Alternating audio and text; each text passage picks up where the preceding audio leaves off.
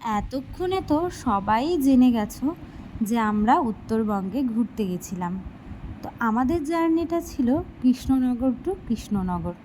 কৃষ্ণনগর থেকে কিন্তু একটাই এসি বাস আছে, যেটা কিনা শিলিগুড়িতে যায়।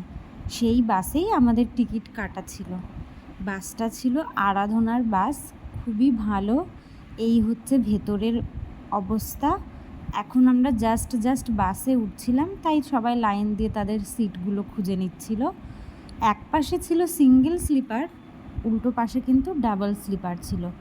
আর এই হচ্ছে আমাদের গ্রুপটা, যারা কিনা আমরা গেছিলাম একসাথে ঘুরতে।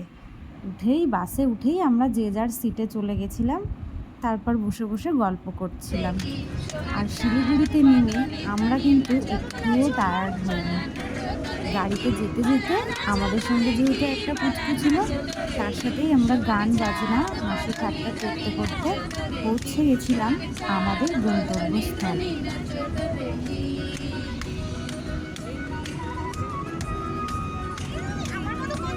গ্রুপে গেলে এই হচ্ছে মজা, এত আনন্দ করে যাওয়া যায় কি বলবো।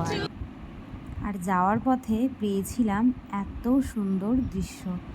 বর্ষাকালে কিন্তু পাহাড়ের একটা অন্য রকমই রূপ দেখা যায়। হোমস্টে পৌঁছে করে নিয়েছিলাম ব্রেকফাস্ট, তারপরেই চলে গেছিলাম মিরিক লেকে ঘুরতে। আমাদের হোমস্টে থেকে একেবারে পায়ে হাঁটা দূরত্বে ছিল কিন্তু মিরিক লেক। আর তোমরা দেখো কুয়াশায় পুরো জায়গাটা কেমন ঢেকে আছে। এরও কিন্তু একটা অন্যরকম সৌন্দর্য। আমরা তো খুবই ভালো করেই উপভোগ করেছি। পরেরটুকু পরে